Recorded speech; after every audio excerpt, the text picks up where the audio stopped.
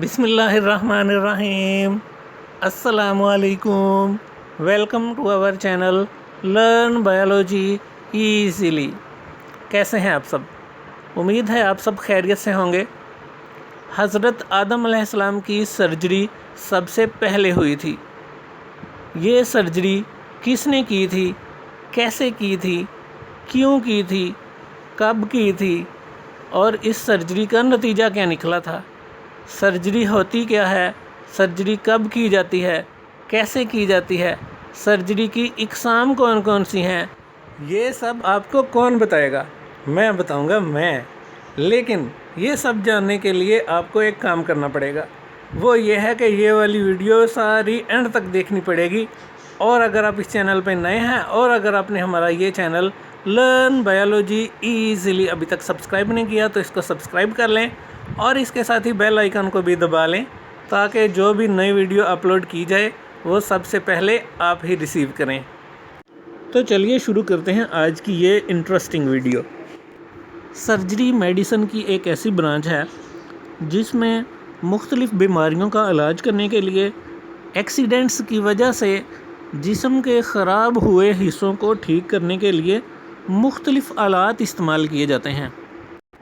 Surgery میں جسم کے خراب حصوں کی مرمت کی جاتی ہے، انہیں بدل دیا جاتا ہے یا جسم کے خراب حصوں کو باہر نکال دیا جاتا ہے۔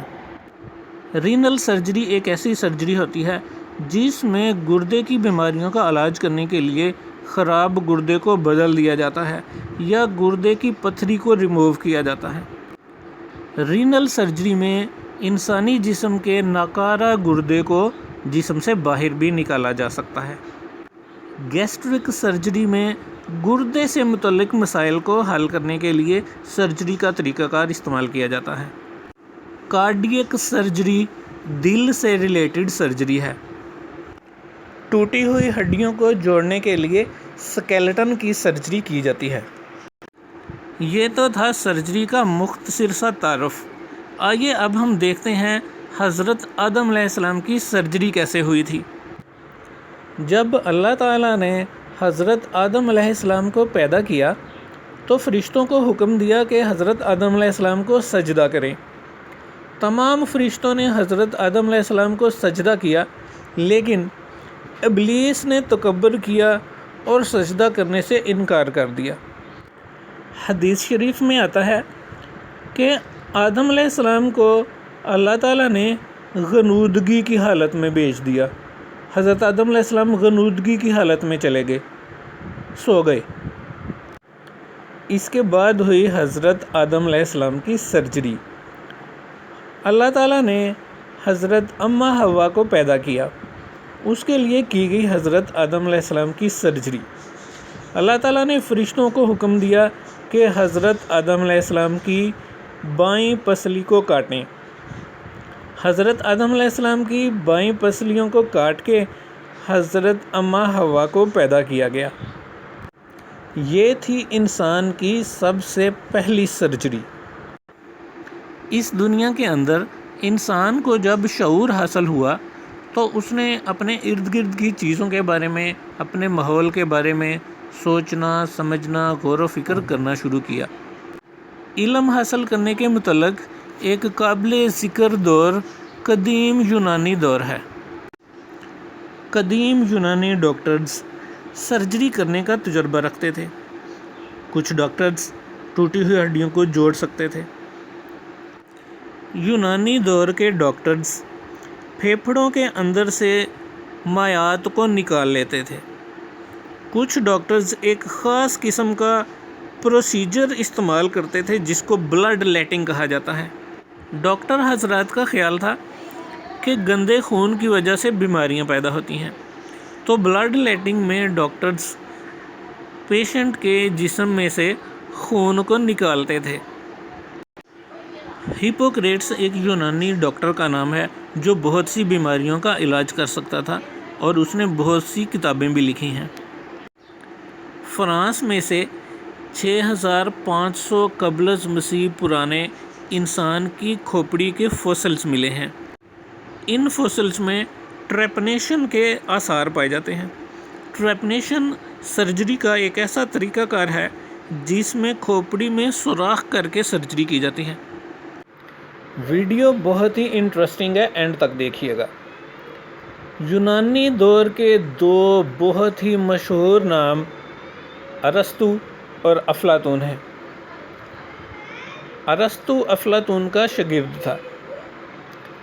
अफलातून जब कोई बहुत ही मुश्किल काम और बहुत ही अहम काम करता था तो अरस्तु को अपने कमरे में से बाहर निकाल देता था। एक दफ़ा अफलातून किसी के दिमाग का ऑपरेशन कर रहा था। ऑपरेशन शुरू करने से पहले अफलातून ने अरस्तु को कमरे से बाहर निकाल दिया तो अरस्तु छत पे जाके एक सुराख में से कमरे के अंदर देखने लगा।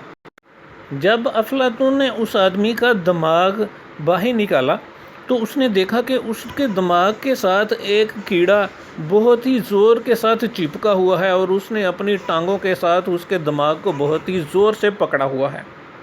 अब अफलातून ये सोच रहा था कि इस कीड़े को कैसे उतारे। कभी वो उसको खींचने की कोशिश करता तो वो सोचता कि अगर मैंने इसको ज़ोर से खींचा तो इस आदमी के दिमाग के सेल्स कुछ टूट ना जाएं। अरस्तु जो छत के सुराख से झांक रहा था उसने आवाज़ दी, सर जी मैं बताऊं। अफलातून ने अपने शागिर्द अरस्तु को नीचे कमरे के अंदर बुलाया और पूछा कि हाँ जी बताएं क्या करना चाहिए। तो अरस्तु ने बताया कि एक चिमटी बहुत ज़्यादा गर्म करके कीड़े को लगाएं। कीड़े को ज़्यादा चिमटी गर्म लगेगी तो वो कीड़ा उस दिमाग को खुद ही छोड़ देगा। ये थी ग्रीक लोगों की ज़हानत, यूनानी लोगों की ज़हानत। वीडियो बगैर स्किप किए पूरी एंड तक देखिएगा क्योंकि अब शुरू होने वाला है इस्लामी दौर।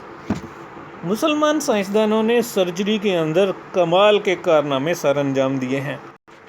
मुसलमान साइंसदान अबू अल कासम अल ज़हरावी को फादर ऑफ सर्जरी का लक़ब दिया जाता है। अबू अल कासम अल ज़हरावी मसाने की पथरी निकालने में ख़ुसूसी तौर पर माहिर थे। अबू अल कासम अल ज़हरावी ने बहुत सी किताबें भी लिखी हैं। उनकी सबसे मशहूर किताब किताबुल तसरीफ़ है।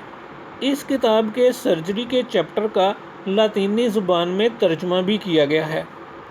इस किताब को यूरोप में standard text book of surgery करार दिया गया और ये किताब मेडिकल कॉलेजेस में एक लंबे अरसे तक पढ़ाई जाती रही है।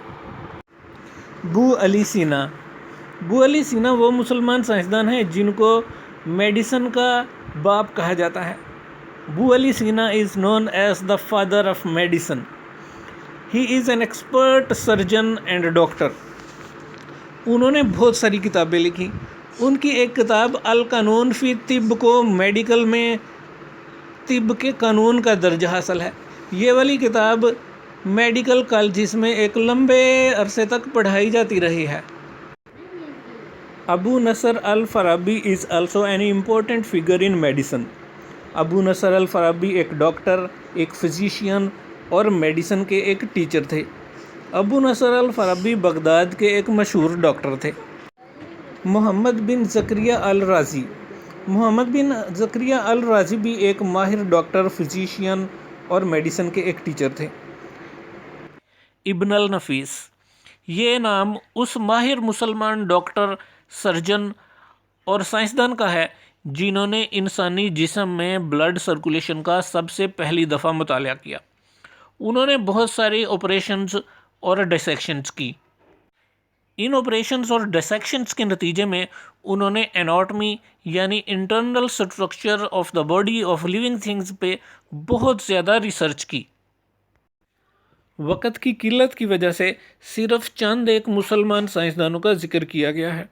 इसके अलावा और भी बेशुमार हस्तियां ऐसी हैं जिन्होंने साइंस में बहुत ज़्यादा काम किया और साइंस की बुनियादें मजबूत करने में अपना किरदार अदा किया।